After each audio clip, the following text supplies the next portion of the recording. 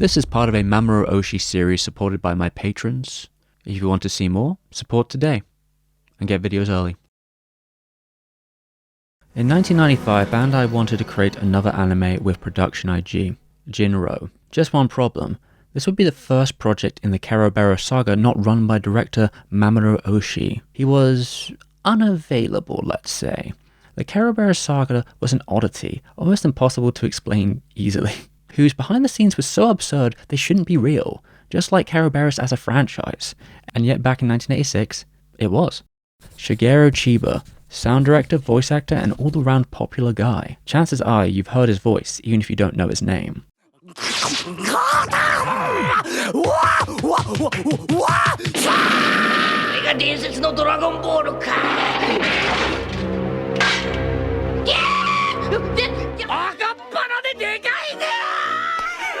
He was working on a promotion for his fan club. Hey Oshii, can you write me some lyrics? Well, he wasn't doing anything, so he joined in on the project. Something Chiba may learn to regret. A few words became a whole radio play, but then wouldn't it be better for the fans to have video? Tape begets 16mm, which begets 35mm. As the cost stacked up, Chiba's face went blue. It's now a side story in a non-existent sci-fi action series. What would cost 10 million yen became 25 million yen. Chiba allegedly mortgaged his own house to pay for the film. It kept moving, the crew just grew and grew. Kazunori Ito came on as the screenwriter and assistant director. He wanted to work on a special effects movie. Then you had cameraman Mamiya, who gave them the push to go big so it would be, quote, a real movie. And he played a massive role in making the film function behind the scenes. It starts out as a parody. A retired member of a Super Sentai type team, for those who don't know, think Power Rangers, and one of those members may also be a voice actor. When pitching the movie, Oshii declares that he's going to revive the Japanese cinema system through the power of genre or something like that. Yeah, because he didn't think that if he'd made like a little parody work that it would really be much of anything or something that people would actually want to see. He had much loftier aspirations. After all, Oshii's passion for film was long-standing. Some of his earliest memories are with his father taking him to the cinema to watch all kinds of movies, even the ones he shouldn't be seeing. And Oshii definitely knew he was going to be a director by the time he enrolled into university. That's where he would start shooting amateur films during his studies. A decade later, he's an anime director, although that might not last for long. So perhaps now was the time to try and attempt to be a film director. Although it's a different medium, you can't easily make that transition. Oshii had no fucking clue what he was doing. His amateur film experience was no help on a real production, which created tensions on set between the crew and Oshii, a crew who made it all with a box of scraps. They were fresh film grads and whoever else he could pull to be on set. And because of Chiba's schedule, they were only shooting nights, 3 times a week if that. Most of the Red Spectacle was filmed on location since they didn't have the money for sets. Yet they certainly had the time to scout for them. It became an exercise in shooting around Chiba. What can we get while he's not here, and how can we edit him back in? Once more, Oshii started to make it up as they went along, changing the story, which didn't help the chaos of it all. In turn, the comedy shrunk, becoming bleaker. The parody aspect vanished in front of the crew's very eyes. You watch the opening of the trio trying to survive on the run, and you wouldn't even think it's supposed to be funny. Well, until it hits you in the face with a can. Red Spectacles feels like an episode of Urusei Yatsura on the big screen, with its humour almost jarring in how fast it jumps between tones, going from pantomime stage show to long dramatic conversations in starkly lit locations. It almost feels like a big joke to shoot it like French New Wave, meant to suddenly turn into a slapstick comedy. Because the film follows the film noir convention, aping off Alphaville, it is a fatalistic nightmare, a black and white dream of another time, running around in this empty world where it can only get stranger, looking for answers that will never add up, as the boundaries between reality and fiction break. The stage crumbles, and that's a big deal because we know they didn't have many of those.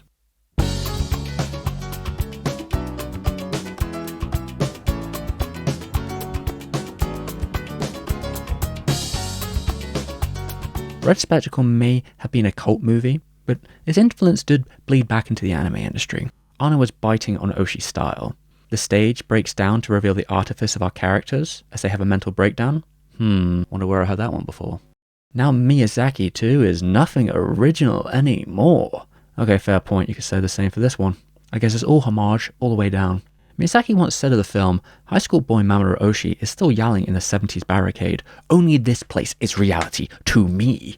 Once you get past the esoteric nightmare filled with jokes, you might wonder, what is this film actually about? Well, Red Spectacles is a broken reflection of the Japanese New Left movement, the Ampo generation, which were brought to the height by the opposition to the Vietnam War. A defining moment in Oshii's life, a boy who hated the world, who sat idle circling the commuter train, lost in his own delusions, sinking further into daydream from station to station. Everything around him moved, but he stood still, with no purpose, only hunger. He felt like a stray dog. In the fall of that year, a man died on a bridge not that far from his house. The world suddenly turned exciting. He started barking at school, aggressively, almost just to find someone to bark at. They called him a dog, and he was alone in his classroom, but every class had their own dog. They all joined a pack together, spending their time at school, lounging around on the roof. A war was coming to the city, and that dog so wanted to watch everything burn. And he wasn't the only one. That's when the riots began. Thousands of protesters at the Shinjuku train station, many dogs among them, protesting the line that would benefit the war.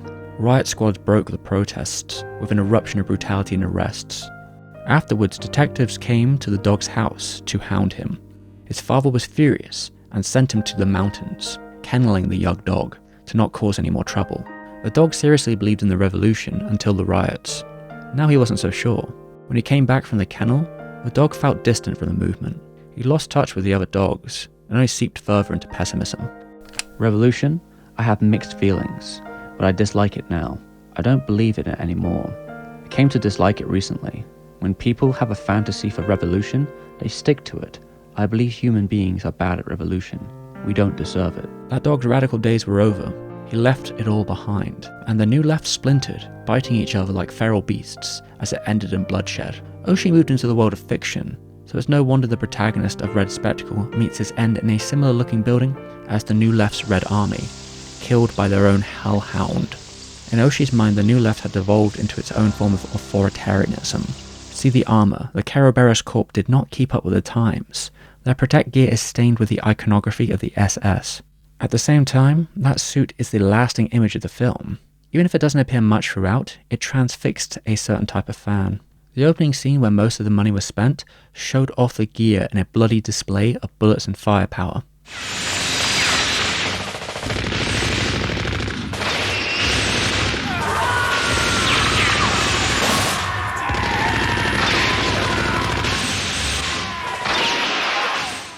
It's the only serious action scene in Red Spectacle, but that was enough to speak to otaku who built their own versions of the suit and ran around the neighborhood in them.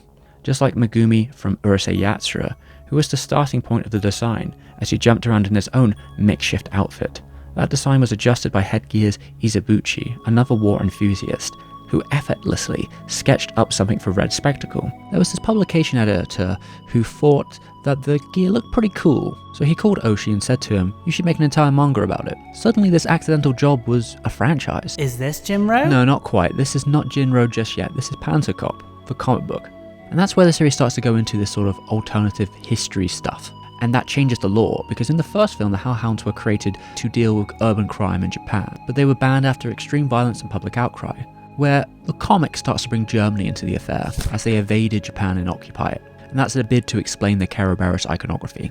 It was not the most successful comic or one with the best luck. The first publication didn't even survive a year before it was cancelled, but lucky enough it got a second one through a different magazine, although that only lasted barely a year before the entire magazine went bankrupt. They at least were lucky enough to create a paperback of all the stuff that had been done so far, and this paperback would also be used to promote a new film. No, not Jin-Roh, but something else. The producers wanted it to have a name similar to the comic to sort of align itself with it. So it became Kerberos, Watchdog of Hell, which then later turned back to Stray Dog, so take your pick. It's a miracle that they could even get a sequel, as the first film was ripped apart critically. Well, it's on Bandai, who alongside Hero Communications funded Stray Dog. Although there's a catch, it must be shot in Taiwan in an attempt to cut down on production costs. But that's only where the nightmare started. Taiwan had only recently ended martial law, and was still in the process of liberalizing as a country. It was the summer of 1990, and the heat was blazing down on the crew. The streets were flooded with bikes and cars. Traffic accidents were common. The majority of the staff were stricken with diarrhea. On top of the heat, they became dehydrated easily. If it wasn't the heat causing problems, it was typhoons stopping the crew from filming, leaving them with a limited amount of time to capture certain scenes. It all made for a difficult production, where they lacked vital infrastructure to even check footage. At one time, they did, involve bringing an antique camera to an empty lot. They checked the dailies in public, which meant a crowd of people were watching alongside them.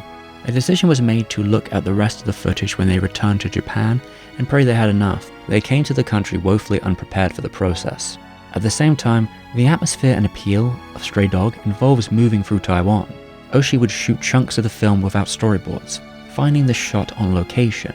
It was a figure it out as you go along production, where if he was sick of one approach, he'd change the plan, turning the film into a road movie, going all the way through Taiwan. When we were filming Kerberos in the alleys of Taiwan, it was fun.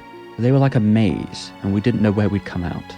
The same could be said of the film. Stray Dog was a creature of circumstance, even in its cast. Chiba's schedule meant he was unable to play the main character, so this time he plays a supporting role in the cast. The new characters and locations create Stray Dog as it is, a cerebral and slow travel movie. Somehow, through the chaos, they made it work. As you walk through its dreamlike atmosphere, its characters reflect on their past and how to continue on, what path they can take now the Kerberos are no more, relating back to the post-New Left era. In search for answers, the cast must track down Chiba's Todome. It wasn't uncommon for members from the New Left to go into hiding abroad, although Stray Dog seems less concerned with that side of the franchise. When Chiba's character Todome emerges, he magically changes the tone by his appearance alone. The film veers into a makeshift family comedy. If that change works is, well, debatable. But really, what ties everything together with this movie is Kawai's soundtrack. The acoustic and meditative score fits the scenery perfectly. It's warm and inviting to the setting. In comparison to the prior movie, Red Spectacle had this synthetic score that was full of sparse drum machines. It was cold and infrequent, and often felt like it was composed with a single piece of gear, while Stray Dog holds a variety of instrumentation in its score, even returning to the synthetic orchestral for the finale, when the Protect gear returns to the screen with a pulsating fire of bullets. The action is bigger this time, and those action scenes were shot in Hong Kong, both because the country would let them use real guns, and they had the means to shoot action with its crew and infrastructure. They let the staff go wild with 11 minutes of bombast to send that movie off.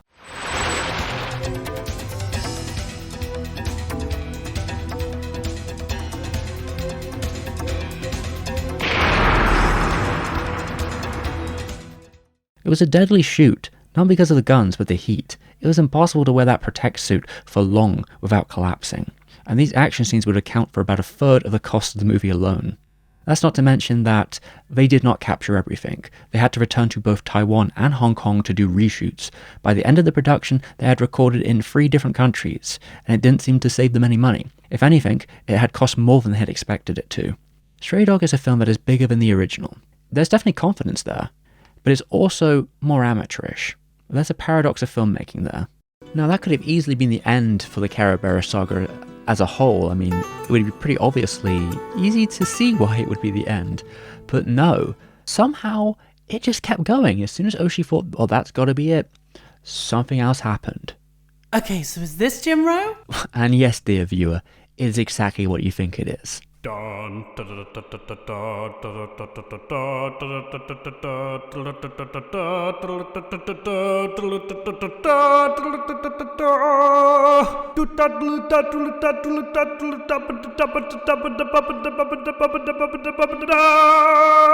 Jin-Roh is finally here after these messages. So we're going to take a quick break for a second to say, with the algorithm run amok and ad revenue just in the shitter, and everything else that goes on with YouTube as of late, what really keeps this channel going is my patrons. And I got to thank them right now for keeping the lights on. Well, the few lights I do have on, I suppose. We have the $10, D-Fox, Gambaroni, Evan Reeves, Lloyd Miller, Lenny, Tim James Richards, Chunks, Fox Mulder, Paul, Steamer's Mum, Systematic, Karen, Doji, Jaeger, Vic Boss, DTB, Aleph, Mickey Moon, Pedro Ferreira, Waj, RG Palmer, Kitty Cat, Oscar Bryn, Giorgio, Luger, Ian Laser, Curtis, Xander, Savaronov, Axel, Zat, Fury, Curry, and Mel, along with everyone else on the screen here. And there's some bonuses that'll come with that, with extra videos, maybe commentaries, getting videos early, etc, etc. So, without further ado, let's get back to Jin-Roh. It's about time, huh? A prequel to a story that should never have been made. At first, when Oshii pitched the idea of an anime version of the Panzer Cop comic, Bandai didn't seem particularly interested. But a little bit later on during the Ghost in the Shell production, they started to change their tune. It was planning to expand the manga run and add more to it as an OVA series. The British company Manga Video was potentially investing in the project, alongside Bandai and Production IG. The only person who wasn't on board was director Oshii, not because he didn't want to be, but Bandai wanted him nowhere close to this project. They wanted him to go away, stay out of it, shoo! Besides, they already had an interesting choice for a new director. Hiroyuki Okiura, a talented young animation director who drew the character designs for Ghost in the Shell. They also wanted Kazunori Ito to draw the screenplay, although Ito wouldn't dare touch Kerberos again, not after what happened on Red Spectacles, the lingering memory of ice-cold nights, of hunger pains as he snapped the clapperboard before each take. Ugh. That's when Oshii saw his chance and he begged to write the screenplay. Please, please, please, please, please. And with no one else around, they begrudgingly accepted. Now, there were several different accounts of how this happened. In the home video release, they painted Oshii as too busy during the Ghost in the Shell release to work on another animated movie.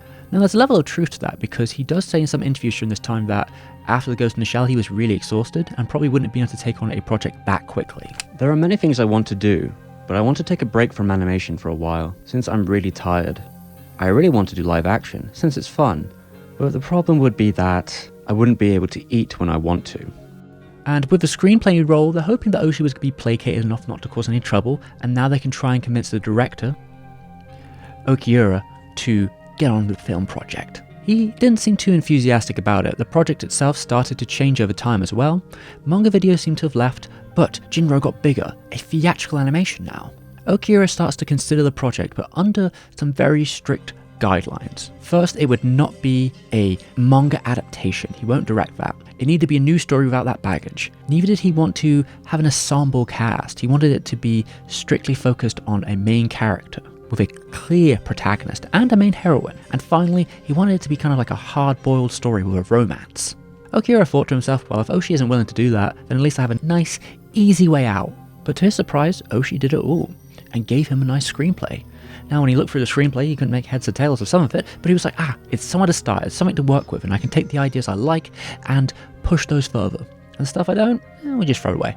As he wasn't particularly invested in the New Left aspect, putting less focus on it, Jin-Roh does imply the German occupation of Japan retcon through the comics, alongside other changes. Kerberos unit here is less so connected to the student movement, as they are actual political sects in the film that play that role. They even use the iconography of real-life groups. The opening riot animation is similar to those from the era, and they capture the same chaotic and messy demonstration. IG staff were talking about trying to surpass all other animated riots in the process.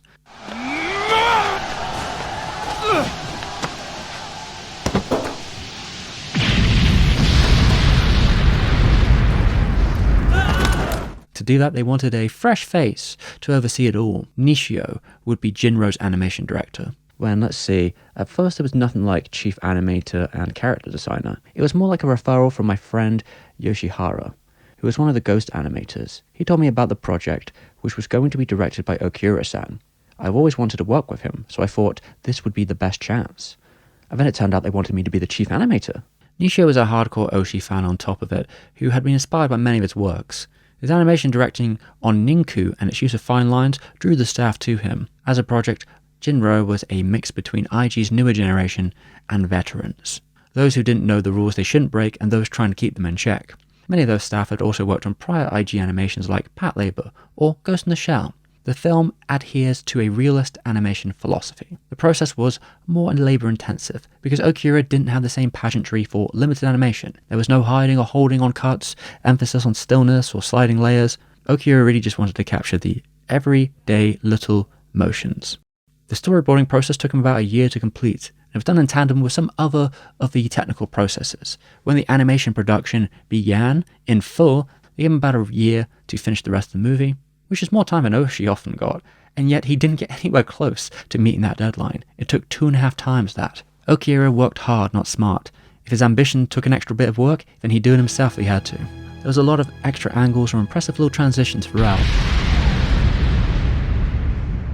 This was also cel animated, which can add to the trouble. It was a dense language, and there were things that might sound like it could make it easier, like limited line counts, not using shadows. Yet without cel animation, those techniques are difficult to capture. Without shadows, after all, it's up to the form of the lines to show all the dimensionality of the image.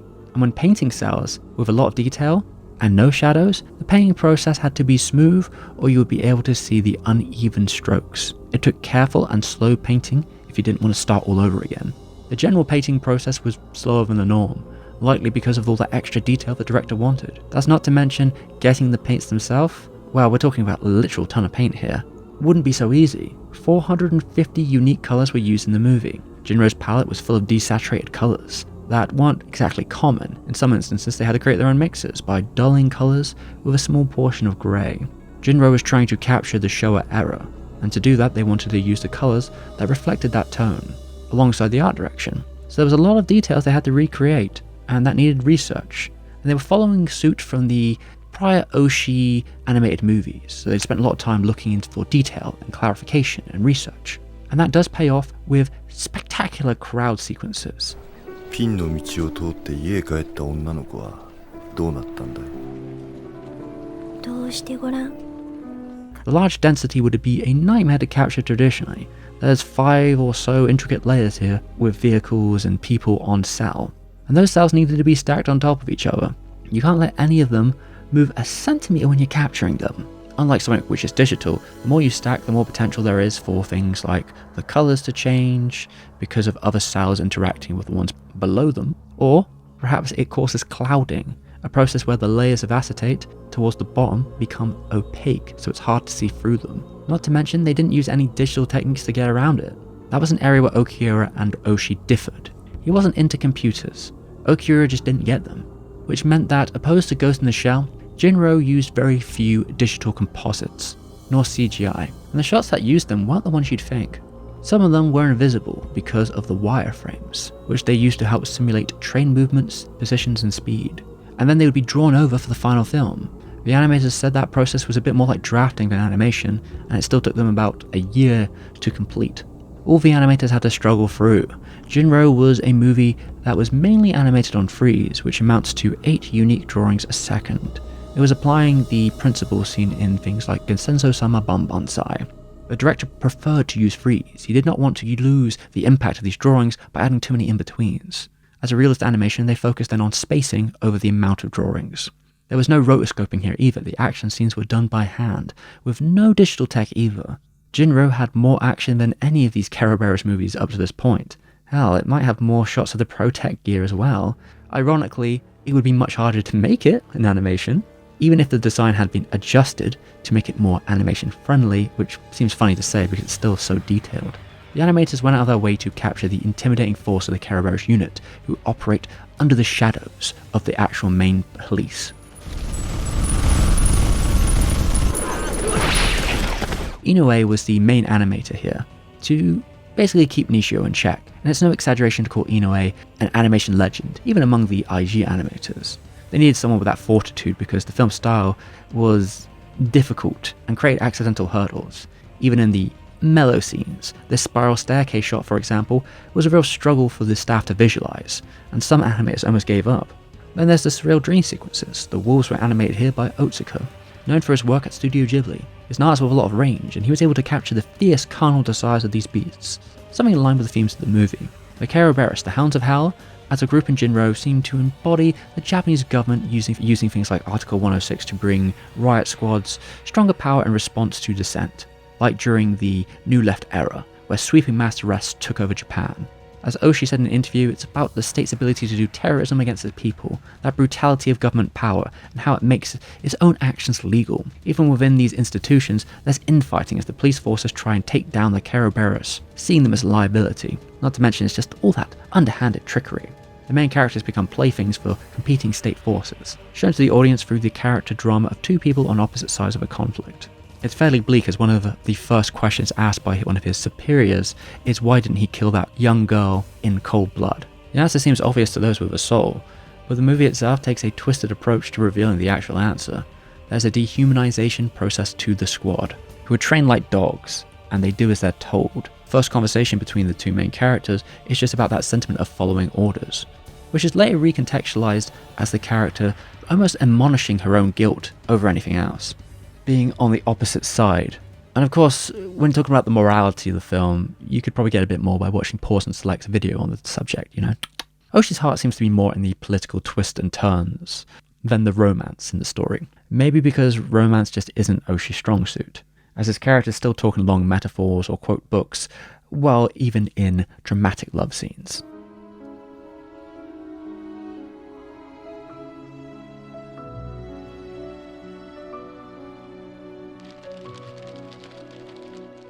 Jin-Roh does have a fantastic score. It isn't kawaii, but Hajime Mizoguchi, and it emotes heavily through its big traditional orchestra, which elevates many of those sadder sequences.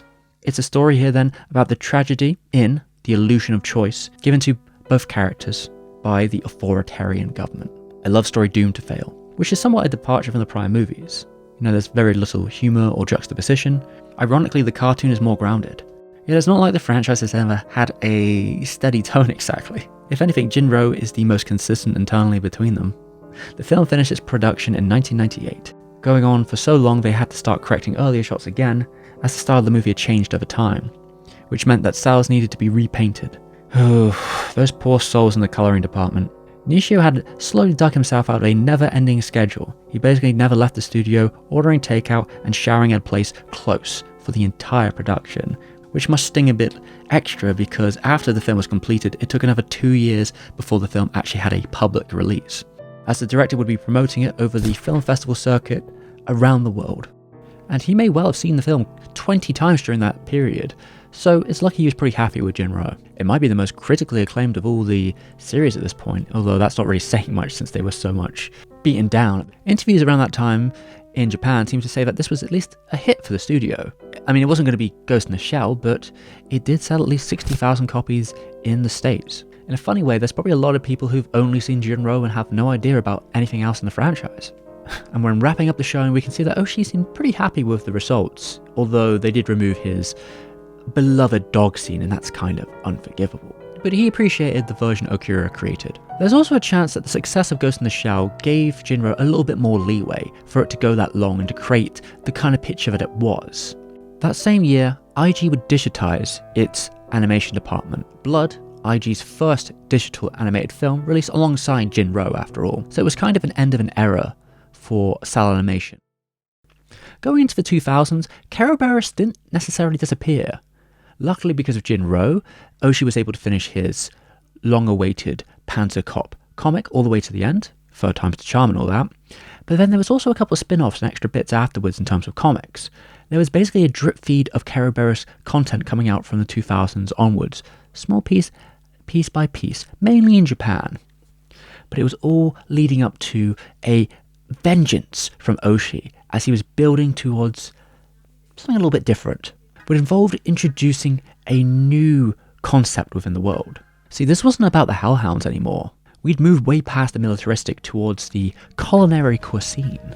Tachiguchi Retsuden, dining and dashing. As a concept, that was one which Oshii was oddly transfixed on, even during his earliest days in the anime industry. It all starts to blow up when we get to something like Urusei Yatsura, where he created an original episode with that premise. When you get to Red Spectacles, there is an emphasis on these late-night stands, and diarrhea apparently. But then dining and dashing finally appears in Go Santa-sama Banbanzai. That same character, Inomaru, is featured in this new movie. The line between reality and fiction is once again cracking in the centre of the stage. Now they were using the digital department of IG to capture something they couldn't before. Oshii called it super live motion. It was a technique which, to him, eliminated the discontents he had with either medium, if that be anime or live action. Real people and locations were photographed almost 30,000 times and then digitally processed to be animated as these paper puppets on sticks. It seemed like a natural conclusion to his approach in Mini Pato a few years earlier. But the style is an acquired taste. I don't think any of his other works have quite as strong a flavour, and all his particular habits.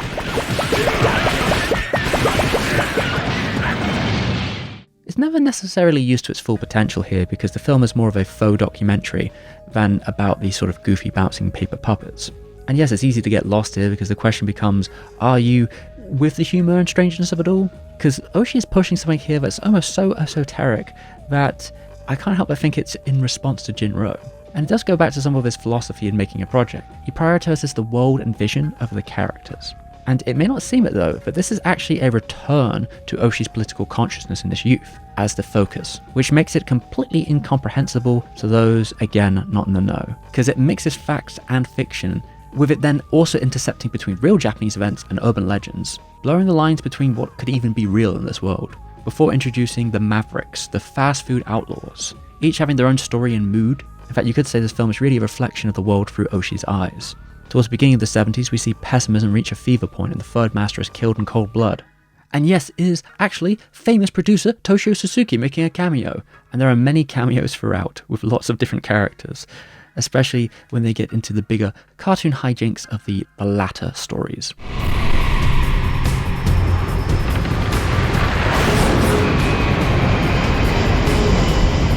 It's truly an era of Oshii shitpost, you could say. It's almost a shock to the system to see this film recently got an English release through Discotheque, because it is comedically uncommercial.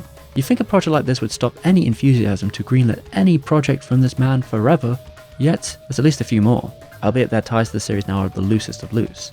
Alongside Tachi Gushi, there was a small short made, with a different atmosphere, telling the story of another fast food grifter in less of a documentary setup, no super live nation. Slightly more about the characters, as they go on a reportage journey all the way to Palestine.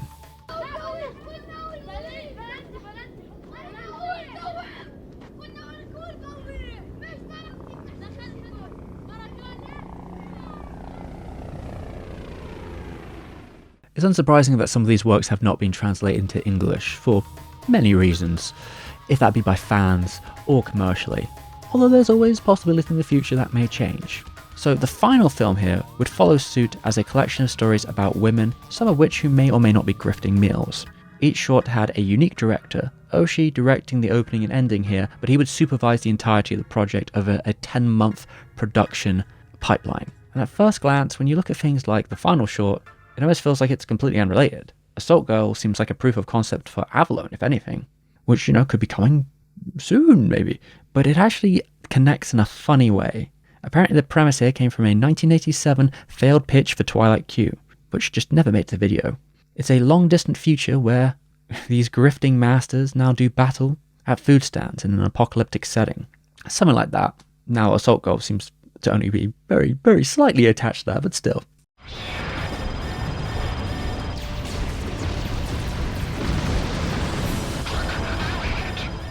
Now, who knows where the franchise could go from here? I mean, I could never have expected there'd be a Korean remake of Jin-Roh. That was pretty out of nowhere.